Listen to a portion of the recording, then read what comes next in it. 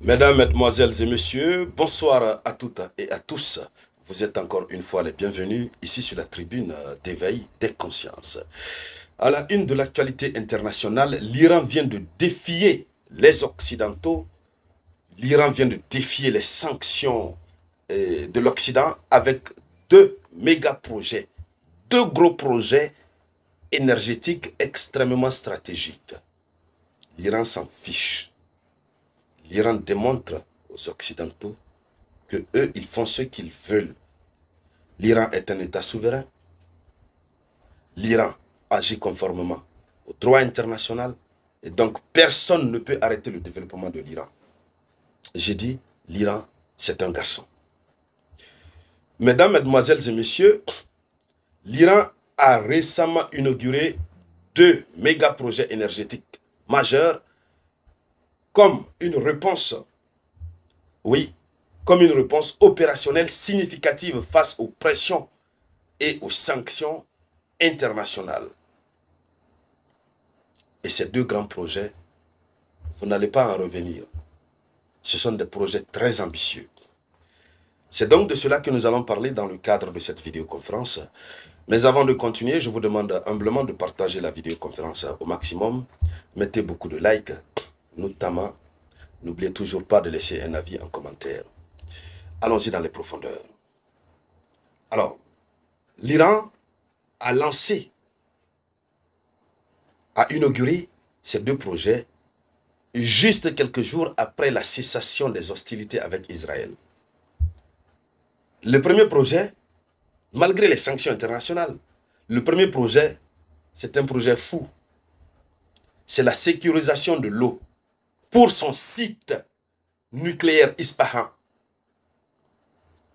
C'est-à-dire, l'Iran veut alimenter la région où se trouve son site avec de l'eau, puisqu'ils ont des problèmes d'eau. Il y a un fleuve qui est là, mais qui ne donne pas bien. Qu'est-ce que l'Iran fait donc? L'Iran veut déplacer l'eau du golfe Persique pour envoyer ça sur son territoire. Oui, pour Ispahan. Je vous dis, c'est fort. Partagez la vidéoconférence. Allons-y avec l'information officielle. Le premier projet est une nouvelle phase de transfert d'eau du golfe Persique vers Ispahan. Ce projet est décrit comme l'un des plus ambitieux du pays dans le domaine de l'eau. Ce projet vise à stabiliser l'avenir industriel et biologique de la ville en réduisant sa dépendance aux ressources limitées du fleuve Zayandeh. L'Iran veut prendre l'eau du golfe Persique pour l'envoyer dans la ville d'Ispahan, là où se trouve l'un des sites nucléaires que l'Amérique a prétendument estimé avoir frappé. Ça, ce n'est pas une réponse, ça. C'est une réponse.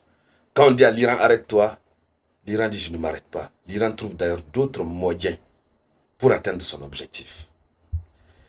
Allons-y dans les profondeurs. Donc, d'abord, cette initiative souligne l'ingéniosité iranienne. Il faut être bien dans la tête pour pouvoir penser, planifier une telle activité. Il faut aussi avoir beaucoup de moyens financiers. L'Iran ne plaisante pas. Ça témoigne l'ingéniosité iranienne pour faire face aux défis hydriques et garantir une source d'eau fiable pour une région clé de l'Iran.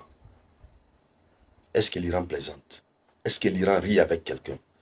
Les Iraniens ont un cœur dur. Ils ne plaisantent pas. Si la communauté internationale veut qu'elle prenne des sanctions n'importe comment contre l'Iran, mais pourquoi? Je ne vois pas pourquoi on va interdire à l'Iran de faire rentrer de l'eau sur son territoire pendant que la population en a besoin. Nous, par exemple, en Afrique, on a de l'eau en abondance. Ça pleut n'importe comment. On gaspille même l'eau. Mais chez eux, dans ces pays-là, ça ne pleut pas comme ça. Ils n'ont pas d'eau en tant que tel. Ça, c'est juste le premier projet.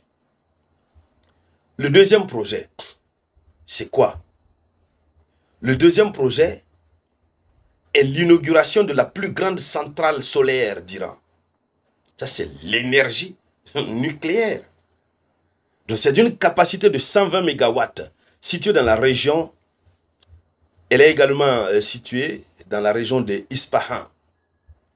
Ce projet est notable car il est conçu à partir de panneaux de production nationale et d'une technologie locale. C'est-à-dire que ce sont les Iraniens eux-mêmes qui ont conçu et qui sont en train de réaliser le projet.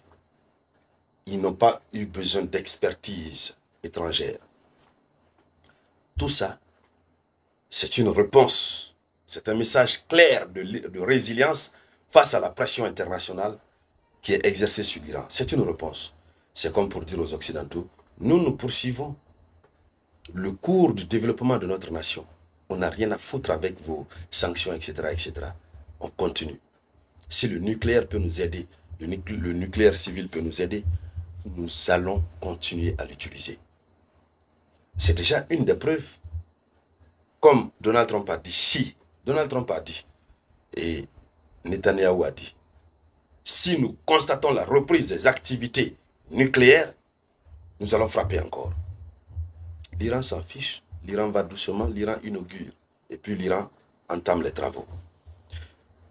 Alors, ce qu'il faut dire, c'est que ce deuxième projet s'inscrit dans le plan iranien de développer les énergies renouvelables et réduire sa dépendance aux combustibles fossiles. C'est un objectif particulièrement pertinent dans un contexte de sanctions internationales qui peuvent impacter le secteur des hydrocarbures. Alors, c'est un message de résilience face aux pressions. Le calendrier de ces inaugurations n'est pas anodin, le moment qu'ils ont choisi. C'est un calendrier qui intervient à un moment critique défiant les récits occidentaux d'une économie iranienne paralysée. Pendant qu'on dit que l'économie iranienne est paralysée, l'Iran procède à de telles inaugurations. C'est une réponse forte. Et donc, ce qu'il faut dire, pour les observateurs nationaux, ces investitures constituent un message politique clair, adressé tant aux pays étrangers, hein, qu'à ceux-là qui veulent faire la guerre à l'Iran. Donc, il faut dire que le message est clair, malgré la pression de la guerre et des sanctions, des projets stratégiques de l'Iran continuent de progresser. C'est ça. C'est le message. L'Iran continue tranquillement. Et donc, mesdames, mesdemoiselles et messieurs, voici la une de l'actualité internationale. Merci de la partager au maximum. Je vous reviens tout à l'heure avec de nouvelles actualités. C'était la voix de votre unique Sam.